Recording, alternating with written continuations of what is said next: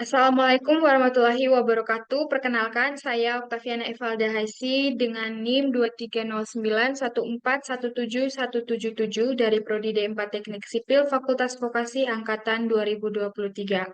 Pada kesempatan ini, saya akan mempresentasikan jurnal ilmiah yang telah saya susun sebagai pemenuhan tugas ujian tengah semester Gasal tahun 2023 dengan judul Informasi Permodelan Bangunan di era digitalisasi sebagai media komunikasi untuk membuat kebijakan.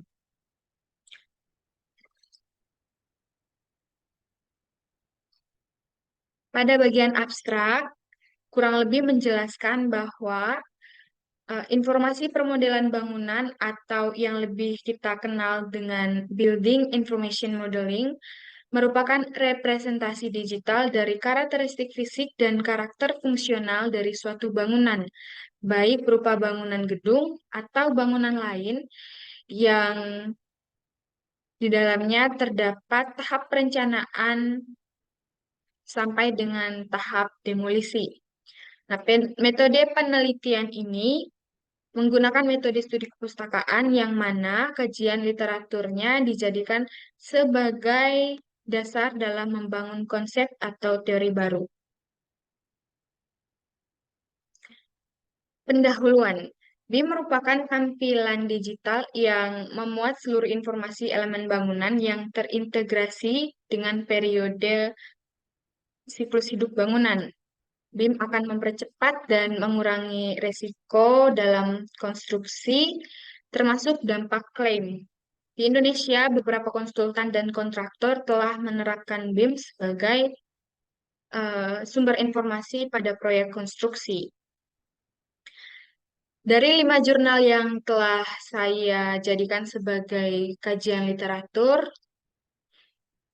jurnal pertama dari Raffles, Bambang, dan Ripski yang diterbitkan pada 2018, yang mana menjelaskan bahwa Building Information Modeling memberikan manfaat sebagai media komunikasi dalam kolaborasi stakeholders dengan menggunakan BIM sebagai media komunikasi, maka kesepemahaman pencapaian desain terbaik hingga integrasi data, ide, desain hingga persepsi stakeholders akan lebih mudah dicapai. Sumber yang kedua adalah Zimin Wang bersama kawan-kawannya yang menjelaskan bahwa BIM dijadikan sebagai seperangkat teknologi baru untuk meningkatkan proses manajemen konstruksi siklus hidup permodelan informasi bangunan.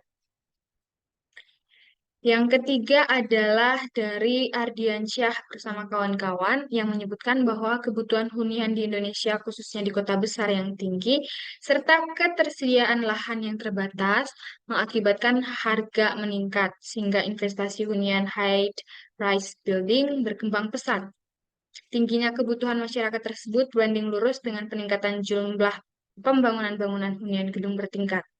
Nah, ini juga termasuk dalam manfaat building information modeling sehingga dari situ dapat diperoleh informasi model bangunan yang sesuai dengan kebutuhan. Yang keempat adalah dari Ikra dan kawan-kawan yang menjelaskan high-rise building merupakan gedung berlantai banyak dengan penggunaan lahan yang terbatas, yang mana mampu menampung penduduk lebih banyak sehingga memberikan solusi yang terbaik untuk permasalahan tersebut. Yang kelima adalah sumbernya dari Yaser, menjelaskan bahwa setiap proyek konstruksi melalui beberapa tahapan, dimulai dari tahap studi kelayakan hingga tahap penyerahan proyek. Karena tahap paling kritis yang harus diperhatikan adalah tahap desain. Nah, BIM merupakan salah satu teknologi modern dengan banyak manfaat yang dapat digunakan untuk mengatasi kesalahan dan kendala tersebut. Materi dan metode yang mana didesain dalam penelitian ini yakni literatur review atau tinjauan pustaka. Literatur review adalah uraian tentang teoris, temuan, dan bahan penelitian lain yang diperoleh dari bahan acuan untuk dijadikan landasan kegiatan penelitian. Nah, metode pencarian artikel dalam database jurnal penelitian dan pencarian melalui internet. Yang digunakan adalah dari Nelity.com dan Taylor and Francis.com dari tahun 2018 hingga tahun 2023. Untuk kriteria dan inklusi mengenai data literaturnya bisa dilihat di layar. Nah, hasil dan pembahasan.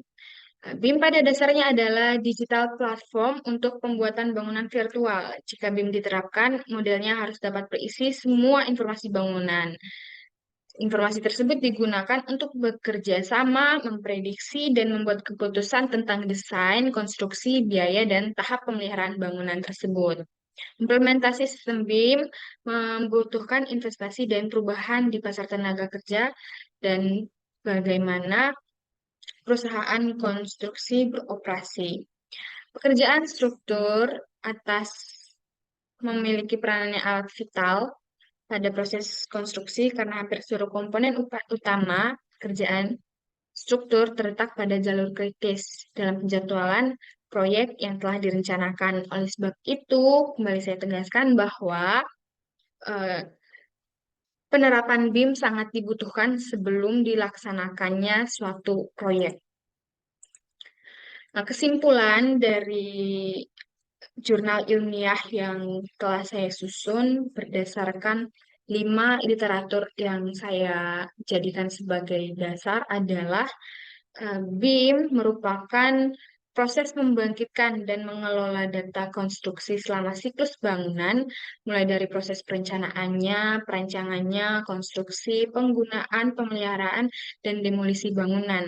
Dengan menggunakan BIM sebagai media komunikasi, maka kesepahaman, pencapaian, desain terbaik, hingga integrasi data, ide, desain, hingga persepsi stakeholder akan lebih mudah dicapai sehingga pada pengambilan kebijakan dalam pengambilan keputusan itu bisa memperhitungkan, bisa mempertimbangkan informasi bangunan yang telah diperoleh. Terima kasih. Demikian presentasi yang dapat saya sampaikan pada kesempatan kali ini. Mohon maaf bila terdapat kesalahan kata yang menyinggung. Sekian dan terima kasih.